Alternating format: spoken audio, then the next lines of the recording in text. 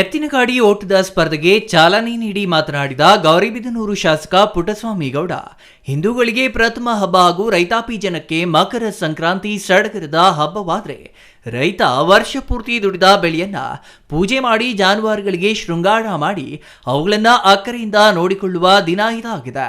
ದೇಶದಲ್ಲಿ 70% ಕೃಷಿ ನಂಬಿರುವ ರೈತರು ಹಾಗೂ ಹೈನುಗಾರಿಕೆ ಕ್ಷೇತ್ರದಿಂದ ಜೀವನ ಸಾಗಿಸುವ ಜನ ಇದ್ದಾರೆ. ಅವರಿಗೆ ಈ ಹಬ್ಬ ಸಂಭ್ರಮ ಸಡಗರದ ಹಬ್ಬವಾಗಿದೆ. ಇದರ ಜೊತೆಗೆ ಎತ್ತಿನ ಗಾಡಿ ಸ್ಪರ್ಧೆ ಏರ್ಪಾಡು ಮಾಡಿ ಸಂತೋಷ ಪಡುತ್ತಾರೆ. ಇದು ರಾಜ್ಯದ ಎಲ್ಲಾ ಕಡೆ ಕಾಣಬಹುದಾಗಿದೆ ಎಂದರು.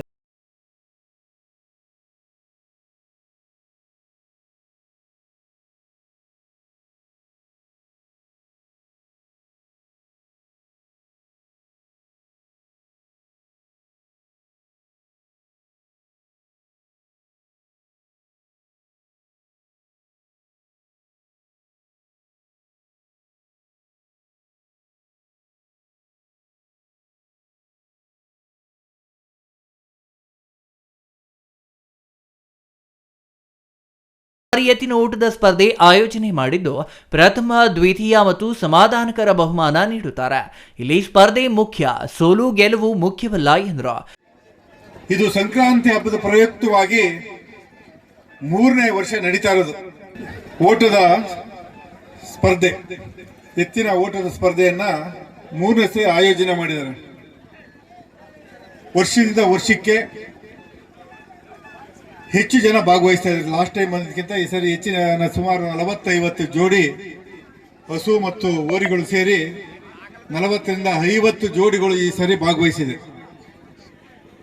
ನಮಗೆಲ್ಲ ಗೊತ್ತೇ ಇದೆ, ನಮ್ಮ ಹಳ್ಳಿಗಾಡಿನಿಂದ ಇಡೀ ಭಾರತ, ನಮ್ಮ ದೇಶದಲ್ಲಿ ಸುಮಾರು 70% ಹಳ್ಳಿಗಾಡಿನ ಪ್ರದೇಶ.